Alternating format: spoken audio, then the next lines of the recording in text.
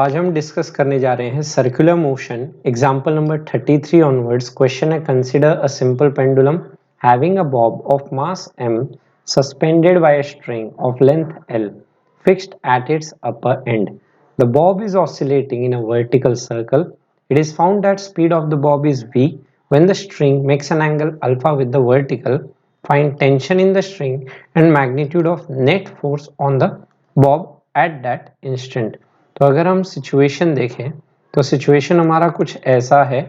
ये let's say आपका इस पोजीशन से आपका थीटा अल्फा एंगल पे ना एक ये आपकी मास m अटैच्ड है। ये हो गया बॉब ऑफ द पेंडुलम। अब ये लिखा हुआ है स्ट्रिंग का लेंथ है l करके, fixed at its upper and, इस एंड पे इस बॉब को फिक्स किया गया स्ट्रिंग को। Bob is oscillating in vertical circle. ये बॉब जो है ये बॉब इस वर्टिकल सर्कल में ना लेट्स से ऑसिलेट कर रहा है, आगे पीछे मोशन कर रहा है ना, to and fro type motion कर रहा है। अब बोला गया है it is found that speed of bob is v when string makes an angle alpha with the vertical. जब ये स्ट्रिंग आपकी अल्फा एंगल बना रही है तो इस बॉब की जो स्पीड है टेंजेंशियल स्पीड वो गिवन है v। Find tension in the string. तो सबसे पहला पार्ट करते हैं इस स्ट्रिंग का टेंशन कितना होगा। तो अगर मैं यहाँ पे देखूं यहाँ पे अंदर ना towards let's say centre of the circle tension लगेगा। mg जो होगा वो मेरा नीचे की तरफ लगेगा और सर्कल के सेंटर के परपेंडिकुलर आउटवर्ड के डायरेक्शन में कौन सा फोर्स लगेगा हमारा centrifugal force, that is mv square bye r। और इस सर्कल का रेडियस जो होगा इस रस्सी का लेंथ l कहलाएगा। और हम कह सकते हैं क्योंकि ये दोनों लाइंस जो हैं ये लाइन और मेरी ये लाइन एक दूसरे के पैरेलल दिखाई दे रही है तो ये एंगल अल्फा जो होगा वही एंगल अल्फा ये रहेगा ना, करस्पॉन्डिंग एंगल से हम कह सकते हैं। तो इस mg के दो कंपोनेंट आएंगे, एक कंपोनेंट टेंजेंशियल दिख रहा है mg साइन अल्फा और एक कंपोनेंट अलोंग द रेडियस के अलोंग होगा, दैट इज योर mg का लिखा जा सकता है cos अल्फा। तो इस मास पे along the radius direction force balance किया जाए तो सेंटर की तरफ फोर्स लग रहा है हमारा t प्लस mg का cos अल्फा और away from the centre force लग रहा है हमारा mv square bye let's say l। यहाँ पे t हम बोल सकते हैं t इक्वल टू है ना सेंटर की तरफ t और बाहर की तरफ आपका लग रहा है mg cos अल्फा बाहर और mv स्क्वायर बाय l भी बाहर। तो ये तो हो गया हमारा रस्सी में जो टेंशन होगा इस मोमेंट पे वो हमने निकाल लिया। अब आते हैं सेकेंड इक्वेशन पे बात करने ना, दैट इज हमें पता करना है net force on the bob. तो इस बॉब पे नेट फोर्स कौन होगा वो हमें पता करना है लेट्स से। तो इस बॉब की अगर बात की जाए ये आपका जो बॉब है इस बॉब पे दो फोर्स आपको दिखाई दे रहे हैं, एक है रस्सी का टेंशन T, एक है mg। और हम कह सकते हैं नेट फोर्स का मतलब क्या होगा, यहाँ पे इस बॉब पे नेट फोर्स का मतलब आपका सेंट्रीफ्यूगल फोर्स और टेंजेंशियल फोर्स का रिजल्टेंट कहा जा सकता है। तो यहाँ पे हम कह सकते हैं कि आपका इस डायरेक्शन में लेट्स से अगर देखा जाए ये फोर्स का कंपोनेंट निकल के आया था हमारा mg साइन अल्फा और जो टेंशन और mg cos अल्फा मिलके टूवर्ड्स द सेंटर वो बाहर की तरफ के centrifugal force mv square bye l को बैलेंस किया हुआ था। मतलब नेट सेंटर की तरफ जो सेंट्रीपिटल फोर्स होता वो हमारा बन जाता t minus mg cos alpha जो आपका बैलेंस करता इस mv स्क्वायर बाय l को। Net force acting towards the centre उसी फोर्स को सेंट्रीपिटल फोर्स कहते हैं और सेंट्रीपिटल फोर्स होता है हमारा mv स्क्वायर बाय l। तो हम कह सकते हैं इन दोनों फोर्स का resultant that is mv square bye l और आपका mg साइन अल्फा का जो रिजल्टेंट होगा क्योंकि एक दूसरे के परपेंडिकुलर लग रहे हैं तो इनका रिजल्टेंट फोर्स क्या कहलाएगा नेट फोर्स जो आएगा अलोंग द है ना डायगोनल ऑफ द पैरेललोग्राम, कुछ इस डायरेक्शन में लिखा जा सकता है। तो नेट फोर्स का मैग्नीट्यूड हम लिख सकते हैं रूट अंडर आपका F C square plus something like F T square करके कहा जा सकता है। तो यहाँ से हमारे पास नेट फोर्स आ जाएगा is equal to M G sine alpha, ये तो हो गया टेंजेंशियल फोर्स, इसका whole square, this is your tangential force component, और ये जो फोर्स हो गया ये फोर्स हो गया सेंट्रीपिटल फोर्स का कंपोनेंट। तो सेंट्रीपिटल फोर्स हमारा बना हुआ है M V square by L, इसका होल स्क्वायर। तो ये आ गया हमारा net force acting on the bob. तो यहाँ से हम क्या कर सकते हैं, एम अगर कॉमन निकाल लिया जाए तो हमारे पास रिजल्टेंट आया निकल के G square sine square alpha plus V square का स्क्वायर हो गया V power 4 divided by L square, which is your answer. तो ये हमारा दो पार्ट पूछा था।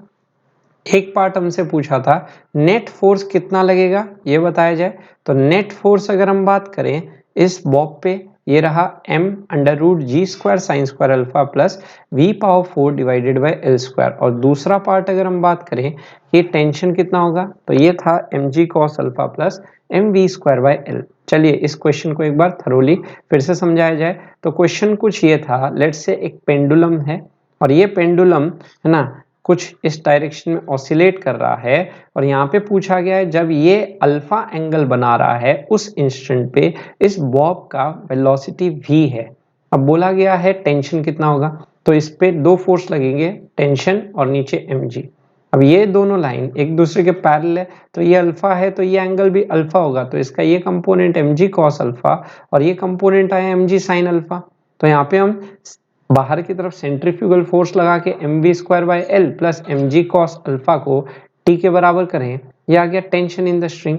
और दूसरा एम जी साइन अल्फा आपका एक्टिंग टूवर्ड्स द सेंटर, वो एम जी साइन अल्फा जो हमें सेंटर की तरफ दिख रहा है, हम बोल सकते हैं ये एम जी साइन अल्फा और ये जो सेंटर की तरफ जो टोटल फोर्स लग रहा है that is T minus M G cos alpha, वो हो गया centripetal force M V square by L. और इन दोनों का जो रिजल्टेंट फोर्स होगा वो नेट फोर्स कहलाएगा, that is root under F T square plus F C square. अब एफ सी की value M V square by L, net force acting towards the centre, ये हो गया एफ सी की value M V square by L, और tangential force है M G sine alpha.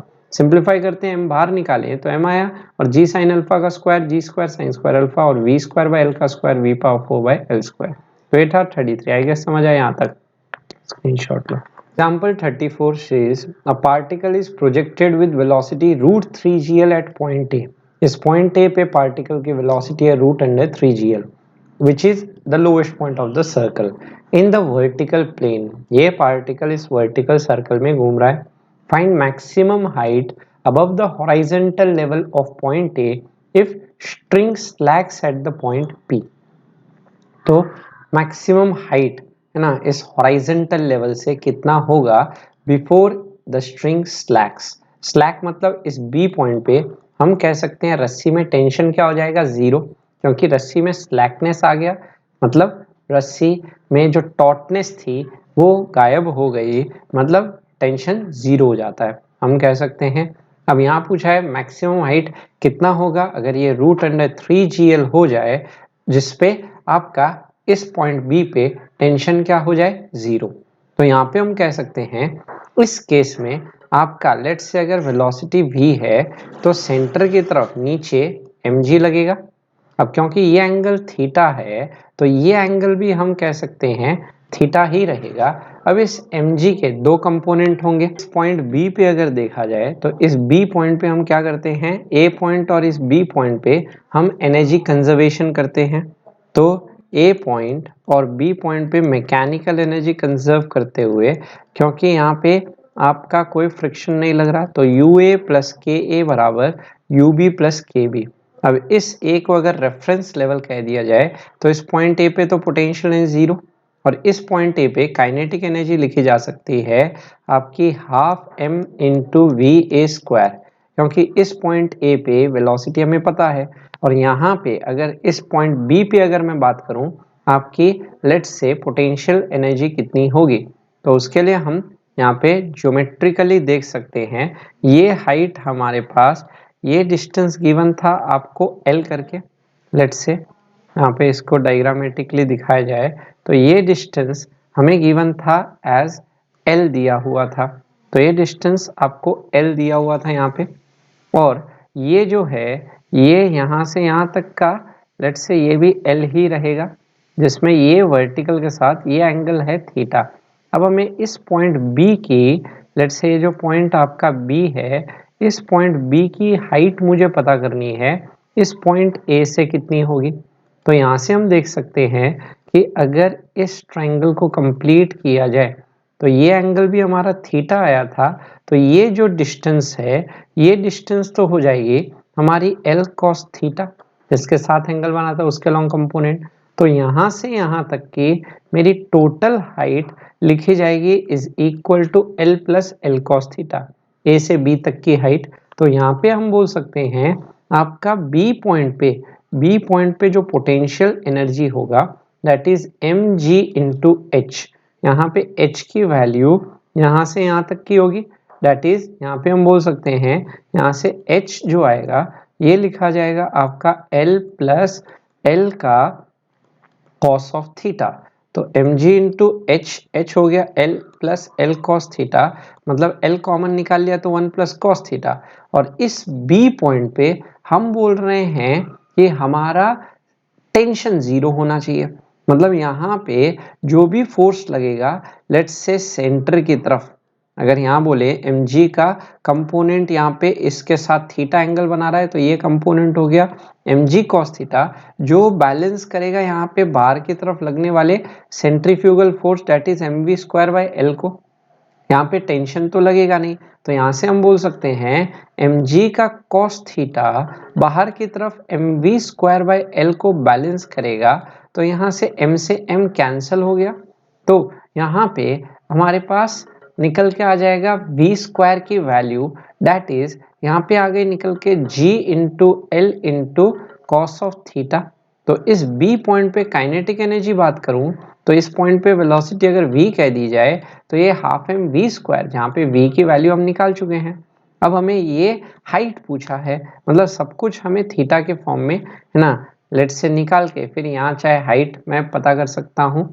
तो अब इसे सिंप्लीफाई किया जाए तो यहाँ से हम देख सकते हैं फर्दर सिंप्लीफिकेशन पे m m m हमारा कैंसिल कर गया और va की वैल्यू √3gl रखी जाए तो ये सिंप्लीफिकेशन पे आया √3gl का square is 3gl divided by 2, यहाँ पे हो गया g इंटू एल, और फिर यहाँ पे हम लिख सकते हैं 1 प्लस कॉस थीटा, ये आया हमारे पास।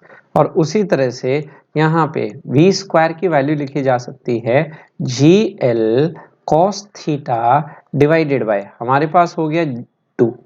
अब यहाँ पे फर्दर सिंप्लीफाई करूँ जी एल कॉमन निकाल के काट दिया, तो यहाँ से मेरे पास रिजल्ट आ गया 3/2 is equal to 1 plus cos theta plus 1/2 cos theta is 3/2 का कॉस थीटा। तो यहाँ से हम सिंप्लीफाई करके कह सकते हैं ये बना 3/2 cos theta is equal to 3/2 minus 1/2 is 1/2। तो यहाँ पे आपका ये हो गया आपका लेट्स से कॉस थीटा की वैल्यू यहाँ से आ गई निकल के 1/3। तो मुझसे हाइट पूछा था तो यहाँ से मैं हाइट लिख सकता हूँ, देयरफॉर हमारा फाइनल आंसर आ गया L into 1 plus cos theta. A के रेस्पेक्ट में कितनी हाइट है, यहाँ पे कॉस थीटा की वैल्यू हमने निकाली है 1/3, तो 1 प्लस 1/3 इसे सिंप्लीफाई किया जाए ये निकल के आ गया 4/3L।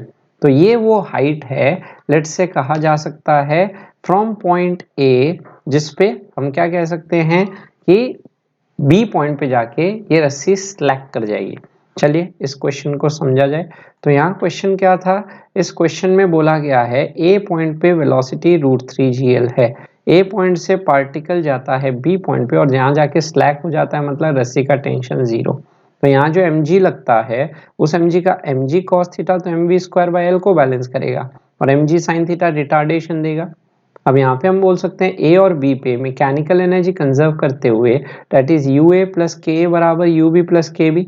ए पॉइंट पे potential energy zero, A point पे kinetic energy half M V square. उसी तरह से इस बी पॉइंट पे अगर मैं बात करूं पोटेंशियल एनर्जी हो जाएगा एम जी इंटू यहाँ से यहाँ तक की हाइट, ए से बी तक की हाइट। अब ये हाइट हम निकालते हैं ज्योमेट्री से, ये डिस्टेंस है एल, इसको यहाँ ड्रॉ कर दिए एल।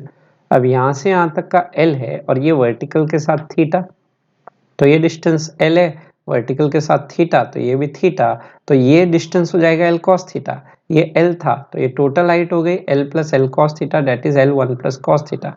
अब मुझे हाइट चाहिए तो cos थीटा चाहिए। अब वो cos थीटा के लिए हम बोल सकते हैं हाफ यहाँ पे mg में L1 प्लस कॉस थीटा, और यहाँ v स्पीड हम निकाल सकते हैं mg cos theta equal to mv square by L.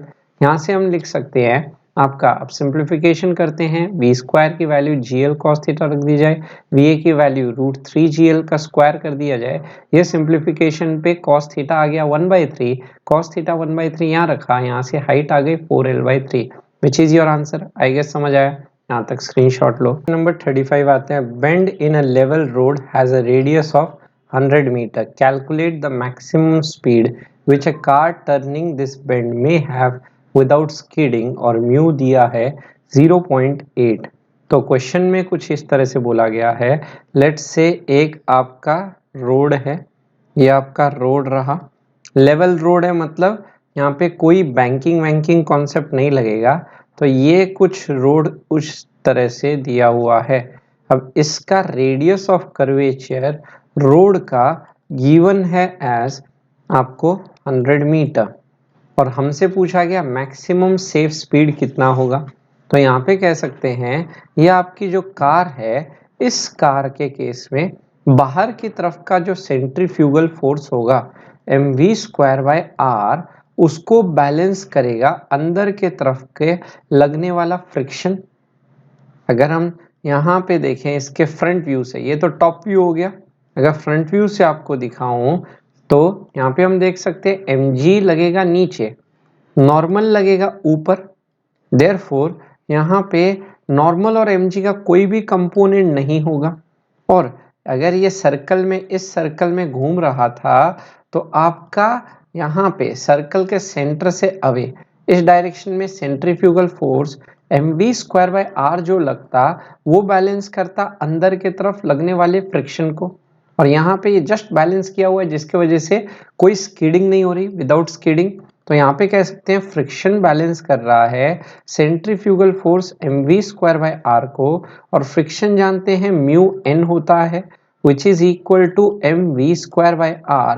तो मैक्सिमम सेफ स्पीड पूछी है, तो यहाँ पे एफबीडी में हम देख सकते हैं नॉर्मल बना हुआ है mg, तो यहाँ पे n की जगह mg रख देते हैं, तो ये बन गया mu mg is equal to mv square by R. इसे फर्दर सिंप्लीफाई करूं, m से m कैंसिल हुआ, तो मैक्सिमम सेफ स्पीड मेरी बन के आ गई root under mu R into G. अब मुझे करना क्या है, यहाँ पे वैल्यू पुट करना है, तो वो मैक्सिमम सेफ स्पीड आ जाएगी रूट अंडर म्यू की वैल्यू क्वेश्चन में गिवन है एज 0.8, रेडियस गिवन है क्वेश्चन में एज 100, और जी की वैल्यू गिवन है 10। तो यहाँ से सिंप्लीफाई किया जाए, ये आएगा निकल के लगभग 8, है ना, ये 0.8 इंटू 10 8 हो गया, तो 800 का स्क्वायर रूट, इसको हम लिख सकते हैं 400 का स्क्वायर रूट इज 20 इंटू √2, और हम जानते हैं √2 होता है 1.4, 1.414 लगभग, तो 1.414 टू जा, यहाँ से वो मैक्सिमम सेफ स्पीड आ गई for turning is approximately 28 metre पर सेकेंड कहा जा सकता है। तो ये वो मैक्सिमम सेफ स्पीड हो गई, लेट्स से ना, to avoid the skidding situation. इतने स्पीड तक ये जो कार है ये हमारी स्किड नहीं करती, क्योंकि इसको ना नेसेसरी जो सेंट्रीपिटल फोर्स चाहिए था वो फ्रिक्शन के द्वारा मिलता। चलिए क्वेश्चन करते हैं, ये आपका कोई रोड है, लेवल रोड बोल रखा है, जिसका रेडियस ऑफ कर्वेचर 100 मीटर। अब हम बोल रहे हैं बाहर की तरफ जो centrifugal force mv square by R लगेगा, उसको बैलेंस करेगा फ्रिक्शन। तो इस बॉडी का एफबीडी दिखाऊं तो नीचे mg को बैलेंस करेगा ऊपर नॉर्मल, बाहर की तरफ centrifugal force mv square by R को बैलेंस करेगा अंदर की तरफ फ्रिक्शन। तो यहाँ से बोल सकते हैं F equal to mv square by R, friction हो गया म्यू n, म्यू mg लिख दिया, यहाँ से m से m कैंसिल किया तो v आया root mu R G. Mu की वैल्यू क्वेश्चन में 0.8, r दिया हुआ है 100, g की वैल्यू 10 लेते हैं, सिंप्लीफिकेशन पे ये आया निकल के 28 मीटर पर second, which is your answer. तो ये था 35, आई गेस समझ आया, यहाँ तक स्क्रीनशॉट लो। नेक्स्ट क्वेश्चन आते हैं 36, what should be the angle of banking of a circular track of radius 600 meter which is designed for cars at an average speed of 180 kilometre per hour. तो यहाँ पे frictionless surface है ना वाला situation हमें दिखाई दे रहा है। तो यहाँ पे हम कह सकते हैं अगर ये आपका लेट्स से बैंकिंग एंगल, मतलब क्या होता है अपना ये एंगल इंक्लाइन प्लेन के साथ जो बनाए, that is your angle of banking, such that ये जो गाड़ी है, ये गाड़ी इस सर्कल में, हमें सर्कल गिवन है, जिस सर्कल में उसे घूमना है वो सर्कल का radius of curvature as 600 metre. तो ये रेडियस हमें गिवन है एज 600 मीटर। अब लिखा है which is design for cars at an average speed of 180 kilometre per our. और यहाँ पे जो कार की स्पीड होगी टेंजेंशियल स्पीड वो है 180 किलोमीटर पर आवर। तो यहाँ पे हम देख सकते हैं कि यहाँ पे जो आपका लेट्स से स्लाइडिंग ना जो टेंडेंसी होगा नीचे की तरफ लगेगा mg। अब इस mg के दो कंपोनेंट आएंगे, हम यहाँ पे बोल सकते हैं एक लगेगा नॉर्मल आपका कुछ इस डायरेक्शन में, तो यहाँ पे हम बोल सकते हैं जो necessary centrifugal force जो इसको घूमने के लिए चाहिए वो यहाँ पे ना अगर लेवल रोड में देखता तो वो पूरा फ्रिक्शन के द्वारा लगता। अब वो फ्रिक्शन का ओनली रोल ना होके नॉर्मल का कंपोनेंट इसको प्रोवाइड करेगा। मतलब मैं बोल सकता हूँ कि ये जो एंगल आएगा, इस एंगल को अगर निकालने जाएं तो ये एंगल थीटा है, तो ये एंगल भी हमारा थीटा ही रहेगा, अल्टरनेट एंगल्स। और ये नॉर्मल परपेंडिकुलर होता है तो ये 90 माइनस थीटा हुआ, तो ये एंगल भी मेरा थीटा आया।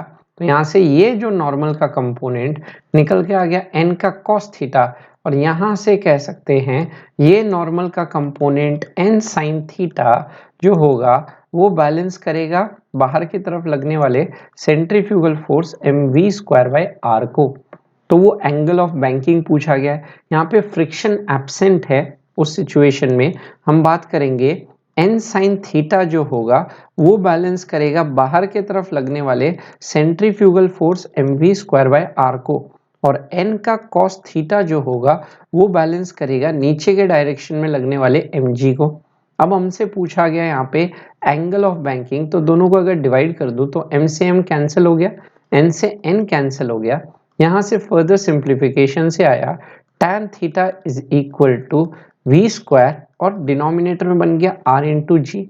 अब स्पीड हमें गिवन है 180 किलोमीटर पर आवर।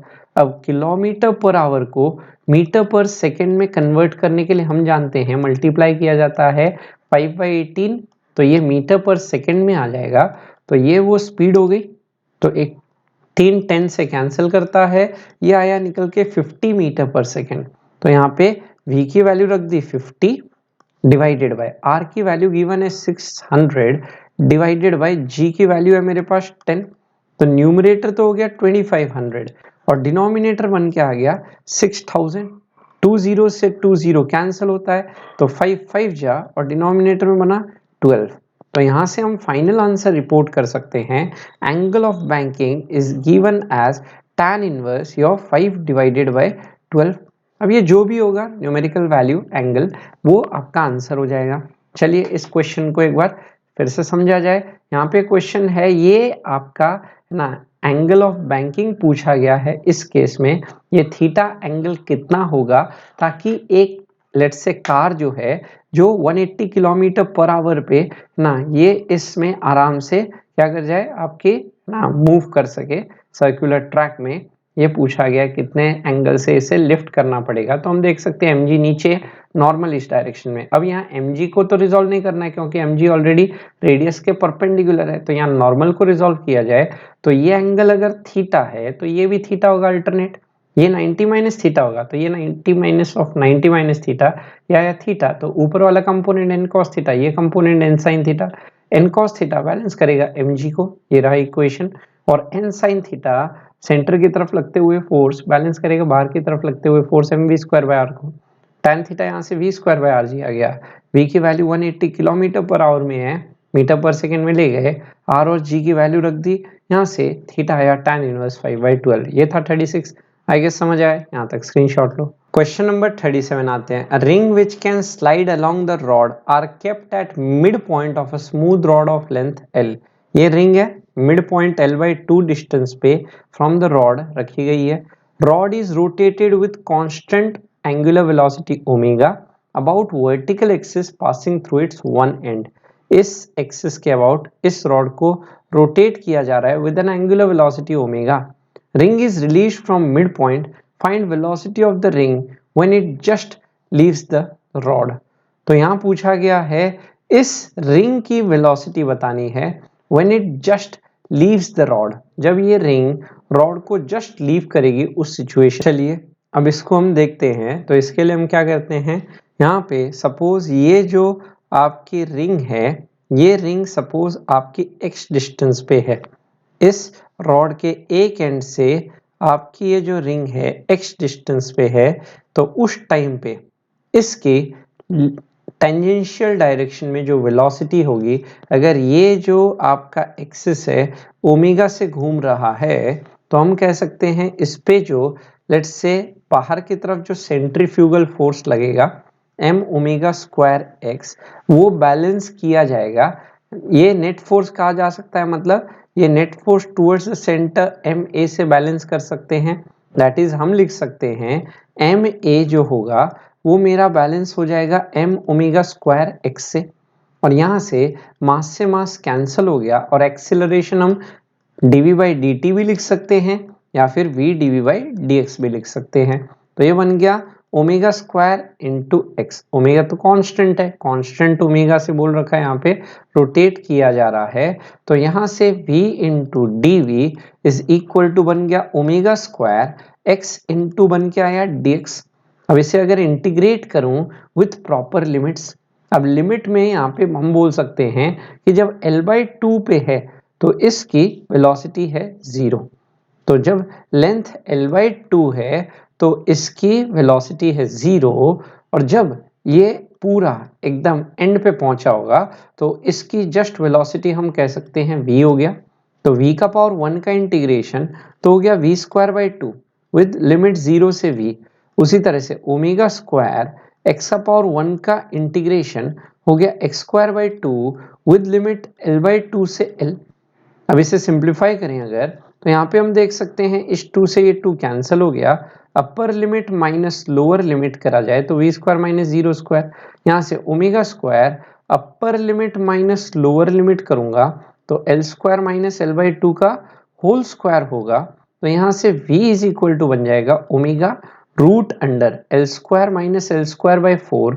ये बन के आएगा 3/4 टाइम्स एल स्क्वायर कहा जा सकता है, जो आ जाएगा ओमेगा एल इंटू रूट 3 और 4 का स्क्वायर रूट हो गया 2. ये अभी फाइनल आंसर नहीं होता है. अगर इसका फाइनल आंसर की अगर हम बात करें तो हम यहाँ पे देख सकते हैं ये जो वेलोसिटी है, ये वेलोसिटी तो ये एक्सेलरेट होके है ना इस डायरेक्शन में हो गई. दैट इज ये वो वेलोसिटी आई. पर हम देख सकते हैं कि ये रॉड क्योंकि ओमेगा से घूम रहा है तो एक वेलोसिटी इसकी let's say omega into L वाली कंपोनेंट भी होगा जो इस लेट्स से रेडियल कंपोनेंट के पैरेलल होगी. तो नेट जो वेलोसिटी होगी इस रिंग की just before it leaves the rod, वो इस v और ओमेगा का रिजल्टेंट हो जाएगी. तो हमारा फाइनल आंसर हम लिख सकते हैं as let's say root under में v स्क्वायर प्लस ये बन के आएगा ओमेगा l का होल स्क्वायर कर दिया जाए. अब v की वैल्यू बात करें तो v यहाँ निकाला हुआ है ओमेगा l डिवाइडेड बाई 2 इसका रूट 3 करके. तो ये omega square l square divided by 2 का स्क्वायर आया 4 और ये बन गया ओमेगा स्क्वायर l स्क्वायर. अब यहाँ पे हम लेट्स से ओमेगा l को कांस्टेंट बना के बाहर निकाल लें तो ओमेगा l ये बना 3/4 प्लस 1 इज 7/4, उसका स्क्वायर रूट किया जाए रूट 7/4. तो यहाँ से हमारा फाइनल आंसर निकल के आ गया इज इक्वल टू लिखा जा सकता है root under 7/2 into omega l. तो ये वो नेट वेलोसिटी हो गई of the ring just before it leaves the rod करके. तो इतनी वेलोसिटी है ना से वो रॉड को जस्ट लीविंग द सिचुएशन वाले में आएगा. तो यहाँ पे अगर हम देखें इस केस में एक रिंग है ना अटैच की गई है यहाँ पे at a distance L/2, initial speed 0. अब ये रिंग इस पे बाहर की तरफ centrifugal force M omega square X को बैलेंस करेगा अंदर की तरफ के force M A centripetal force. तो यहाँ पे A DV by D X omega square X. अब यहाँ पे धीरे धीरे बाहर की तरफ का जो फोर्स होगा बढ़ता जाएगा क्योंकि x बढ़ेगा जिसके वजह से इसकी वेलोसिटी बढ़ेगी तो वो रेडियल डायरेक्शन बढ़ेगी और एक टेंजेंशियल ओमेगा एल वेलोसिटी भी आएगी। यहाँ से हम बोल सकते हैं V square by two limit V से 0 ओमेगा स्क्वायर एक्स पावर 1 का integration X square by two L by two से एल। या V square minus zero square यहाँ पे omega square L square minus L by two का square ये निकल के आ गया ओमेगा एल रूट 3/2। पर ये तो बस ये वाली वेलोसिटी हुई रेडियल डायरेक्शन में। अब ये ओमेगा एल भी आएगा at a distance L just leave वाली सिचुएशन में देखा जाए तो V square plus omega L का होल स्क्वायर ये सिंप्लीफिकेशन पे आया 3/4 omega square L square plus omega square L square root 7/2 omega L आ गया। तो यहाँ से हम कह सकते हैं जो भी रिजल्टेंट वेलोसिटी होगी नेट वेलोसिटी वो आपकी इस डायरेक्शन में रहेगी ना। ये आपकी फाइनल हम बोल सकते हैं वी नेट कहा जा सकता है कुछ इस डायरेक्शन में हो जाएगा। तो ये था आपका 37 आई गेस समझ आया। यहाँ तक स्क्रीनशॉट लो। एग्जाम्पल 38 आते हैं। Body weighs 98 newton on a spring balance at the north pole. What will be the reading on the same scale if it is shifted to the equator? G की value gm/r², 9.8 और अर्थ का radius हमें 6400 kilometre use करना है। चलिए तो यहाँ पे हम क्या करते हैं सबसे पहले लेट्स से हम ड्रॉ करें ना अर्थ को एक बड़े लेवल पे। तो कुछ ये रहा हमारा अर्थ।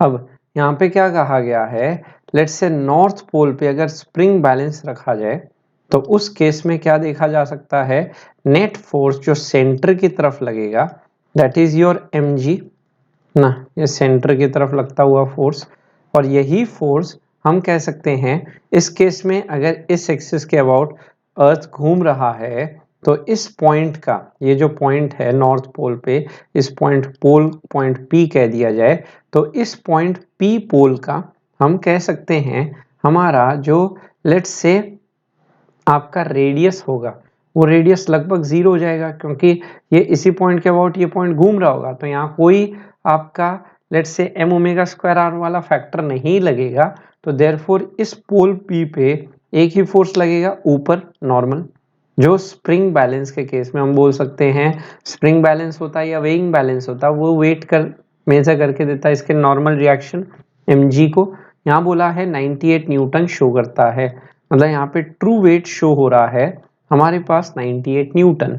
पर अगर मैं बात करने जाऊं लेट्स से आपके इक्वेटर की ना बोला है what will be reading on the same scale अगर इसे इक्वेटर पे शिफ्ट कर दिया जाए।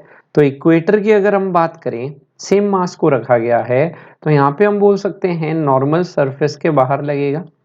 उसके बाद बोल सकते हैं mg जो लगता है वो हमेशा सेंटर की तरफ लगेगा और ये जो अर्थ है ये अर्थ खुद क्या करेगा इस वाले रेडियस में घूम रहा है तो ये जो इक्वेटर वाला पॉइंट है ये भी इसी रेडियस वाले पार्ट में घूमेगा जिसके करस्पॉन्डिंग बाहर की तरफ सेंट्रीफ्यूगल फोर्स हम लिख सकते हैं हमारा हो जाएगा m ओमेगा स्क्वायर r।